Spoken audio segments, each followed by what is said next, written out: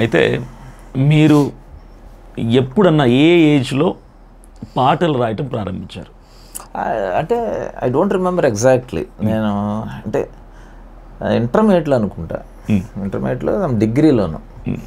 నేను గుంటూరు ఏసీ కాలేజీలో చదివేవాడిని.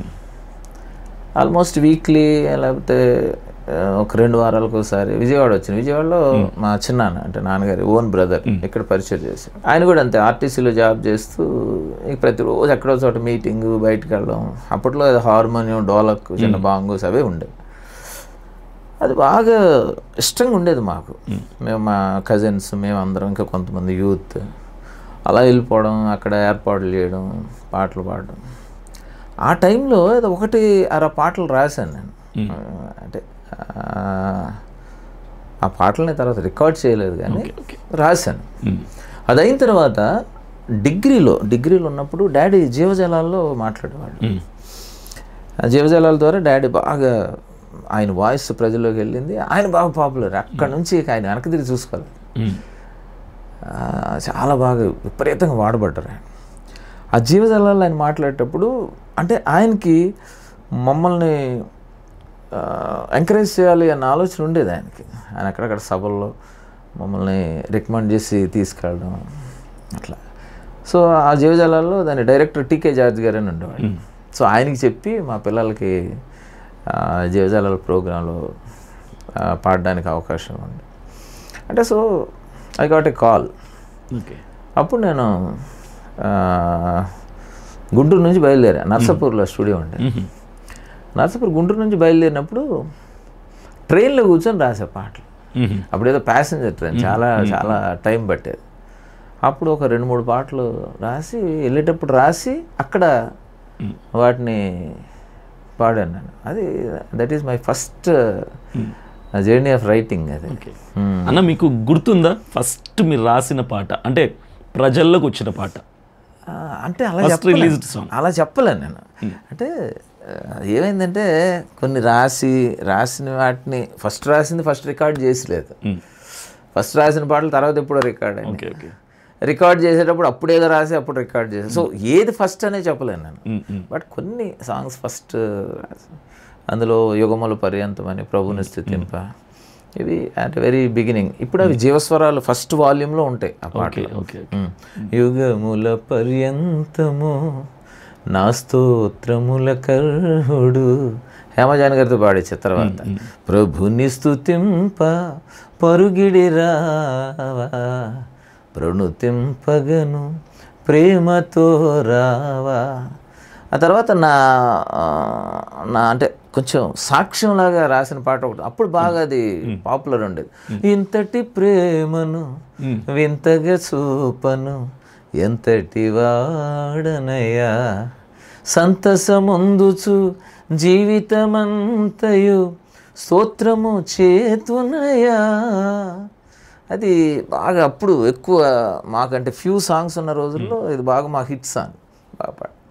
ఈ తర్వాత ఇంకా ఆల్బమ్స్ చేస్తున్న తర్వాత ఒకటి హిట్స్ రావడం, ఇంకా నెంబర్ ఆఫ్ సాంగ్స్ పెరిగిపోవడం, అందులో ప్రజలకు నచ్చే కొంచెం సెలెక్టివ్గా స్టేజ్ మీద పాడడం జరుగుతుంది.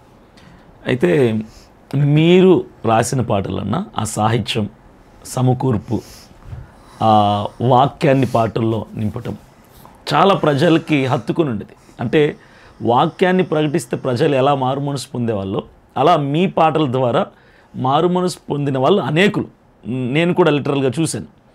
అయితే ఈ రోజుల్లో మంచి హిట్ సాంగ్స్ వస్తున్నాయి, బాగా ప్రజలకు రీచ్ అవుతున్నాయి, కానీ ఒక 5 to 10 months లోపల ఆ పాటను మర్చిపోతున్నారు. కానీ మీరు రాసిన పాటలు ఇప్పటికీ ఒక మీటింగ్ జరిగినా, ఒక ఆదివారపు ఆరాధన అయినా, ఒక పెళ్ళైనా, ఒక చావైనా మీరు రాసిన పాటలు లేకుండా ఏది జరగదు. అంటే మేము చూస్తున్నాం కాబట్టి.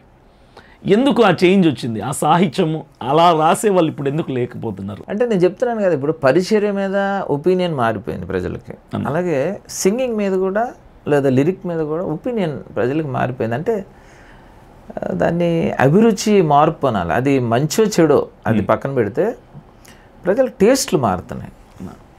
ఇప్పుడు నా పాటలు అలాగా ఎక్కువ కాలం నిలబడడానికి రీజన్ ఒకటే. నేను ఎక్కడ ప్రతి వేదిక మీద చెప్తాను, ఒకటే రీజన్. వాక్యం ఉండడమే. వాక్యానికి వేరుగా పాట రాసే ప్రయత్నం చేయను నేను. ప్రతి పాటలో కూడా ఒక వాక్యాధారం ఉంటుంది, లేదా నేను ఏదైనా అంశం ఎన్నుకున్నా కూడా దానికి సంబంధించిన వాక్యాలను అందులో పెట్టడానికి ప్రయత్నం చేస్తాను. సో వాక్యానికి దూరంగా లేకపోతే వాక్యానికి విరుద్ధంగా పాట రాయను. అది సక్సెస్కి ప్రధానమైన కారణం. ఇంకోటి కొన్ని సెన్సిటివ్ ఇష్యూస్ ఉంటాయి, ఇప్పుడు కొన్ని డాక్ట్రిన్స్ ఉంటాయి, ఆ డాక్ట్రిన్స్ జోలికి పోను నేను. ఇప్పుడు పరిశుద్ధాత్మ గురించి రాయాల్సిన అవసరం, పరిశుద్ధాత్మ మీద భిన్నాభిప్రాయాలు ఉన్నాయి ఒక్కొక్క డినామినేషన్కి ఒక్కొక్క. సో అట్లాంటి వాటి రాసేటప్పుడు నేను వెరీ సెన్సిటివ్గా ఆ లోపలికి పోకుండా ఎవరిని హర్ట్ చేయకుండా దాన్ని రాయడానికి ప్రయత్నం చేస్తాను. అది ఒకటి, వాక్యం ఉండడం ప్రధానమైన కారణం. అయితే రెండోది, పాటకి పాట లక్షణాలు ఉండాలి. పాట కొన్ని లక్షణాలు ఉన్నాయి, ఒక లెంగ్త్ ఉంటుంది, దాంట్లో మాత్రలు అంటారు, అవి సరిపోవాలి. ఇప్పుడు మొదటి చరణంలో మొదటి లైన్లో ఒక లెంగ్త్ ఉంది, ఇన్ని అక్షరాలు ఇన్ని మాత్రలు ఉన్నాయి. రెండో చరణం ఆ మొదటి లైన్లో అంతే ఉండాలి లెంగ్త్. అలా లెంగ్త్ కరెక్ట్. అప్పుడు దాన్ని ఏమంటారంటే పదాలు అంటారా?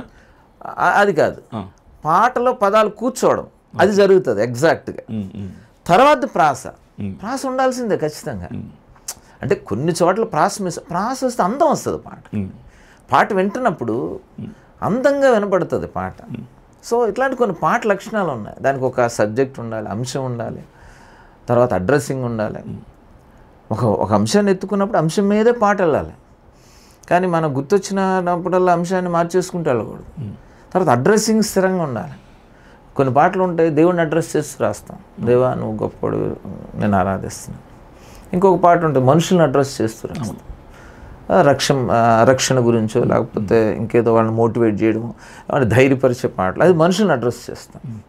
కొన్ని పాటలు ఉంటాయి మనకు మనం అడ్రస్, నా ప్రాణమా. సో ఏదో పాటలో ఒక అడ్రస్సింగ్ ఉండాలి. పల్లవిలో దేవుడితో మాట్లాడి చరణంలోనేమో ఎదుటితో మాట్లాడి రెండో చరణంలో నీతో నువ్వు మాట్లాడుకుంటే కన్ఫ్యూజన్. అది అంటే అది కరెక్ట్ కాదంటారు అలా రాయటం. అంటే ఎట్లా దాన్ని సమర్థిస్తాం మనం? ఇప్పుడు దేవుడితో మాట్లాడుతూ సడన్గా నీతో నేను ఎలా మాట్లాడతాను? దేవుడు మనం ప్రైజ్ చేస్తున్నాను, ఆయన గొప్పతనాన్ని అడుగుతున్నాను, సడన్గా నీ దగ్గరికి నేను ఎట్లా అడ్రస్ చేయను? నేను మళ్ళీ అంతలోకి వచ్చి ప్రాణమా అని ఎట్లా చెప్తాను నేను? అంటే అది పల్లవి చరణాలు మనం ఏ కంటెంట్ తీసుకుంటామో దాని మీదనే కొనసాగాలి. అంతే కదా, అంశం స్థిరంగా ఉండాలి, సంబోధన కూడా స్థిరంగా ఉండాలంటాను నేను. అప్పుడు ఆ పాట కనెక్ట్ అవుతాం మనం. అది ఇప్పుడు దేవుడి మీద రాసిన మనసున్న మంచి దేవా నీ మనసును నాకు ఇచ్చావా, దేవుడికి చెప్తున్నాం దేవా నీ మనసు ఇచ్చావా అని. చివరి వరకు ఇప్పుడు చివరి చరణంలో ఏముంటుంది, నిండు మనసుతో నిన్ను ఆశ్రయించితి, దీన మనసుతో నీ కడ శిరము వంచితి. అక్కడ కూడా అడ్రస్సింగ్ దేవుడి గురించే, కానీ అక్కడ ఎవరి గురించి, మన గురించి మాట్లాడుతున్నా. అంటే అప్పుడు ఒకవేళ నువ్వు అన్నట్టు అవసరమా అని అనుకుంటే అప్పుడు ఏం మాట్లాడాలంటే, నా మనసా నీవు దేవుణ్ణి ఆశ్రయించావు అని మారిపోతుంది, అంశం మారిపోయినట్టుగా. సో ఆ కంటెంట్ ఏదైనా కూడా అడ్రస్సింగ్ స్థిరంగా ఉన్నప్పుడే ఆ పాట కరెక్ట్ పండుతుంది. ఆ తర్వాత ఇంకొక ఇదేంటి అంటే, నేను కామన్ ఆడియన్స్ని టార్గెట్ చేస్తాను. అంటే నేను కాంప్లికేటెడ్ సాంగ్స్ చేయగలను, అంటే ట్యూన్స్ ఒకటి లిరిక్ ఒకటి, ఈ రెండు విషయాల్లో కామన్ ఆడియన్స్ని, అంటే ఒక ట్యూన్ని సింప్లిఫై చేసి విన్నప్పుడు ఒకసారి రెండుసార్లు విన్నప్పుడు ఎవరైనా నేర్చుకొని పాడుకో. టఫ్ ట్యూన్స్ కూడా చేస్తాం అప్పుడప్పుడు, ప్రయోగం కోసం చేశాను అట్లాంటివి. కొన్ని బాగా కాంప్లికేటెడ్ రాగాలతో కూడిన ఉంటాయి, ఆ నోట్స్ పలకటం కష్టం. సో అట్లాంటివి ఎప్పుడైనా అప్పుడప్పుడు చేస్తాం, కానీ ఎక్కువ భాగం ట్యూన్ వినగానే వాళ్ళు నేర్చుకొని రీప్రొడ్యూస్ చేయగలిగి ఉండాలి. రెండోది సాహిత్యం, సరళమైన సాహిత్యం, కాంప్లికేటెడ్గా లేకుండా. అంటే ఈ విషయంలో నేను కొన్నిసార్లు చెప్తాను, నేను ఇప్పుడు మనకి సరళ సాహిత్యం అంటే ఆధునిక క్రైస్తవ సాహిత్యానికి పితామహుడు డాక్టర్ ఏవి మాసిలమణి గారు. అంతకుముందంతా కొంచెం బరువైన పదజాలం ఉంటుంది. ఇప్పుడు మీరు ఆంధ్రక్రైస్తవ కీర్తనలు అప్పట్లో లిమిటెడ్ నెంబర్ ఆఫ్ సాంగ్స్, అవే రిపీటెడ్గా పాడేవాళ్ళు. నో డౌట్ ఆంధ్రక్రైస్తవ కీర్తనలు సంగీత సాహిత్య ప్రమాణాలు స్టాండర్డ్స్ అద్భుతంగా ఉన్న పాటలు అవి, అందులో సందేహం లేదు.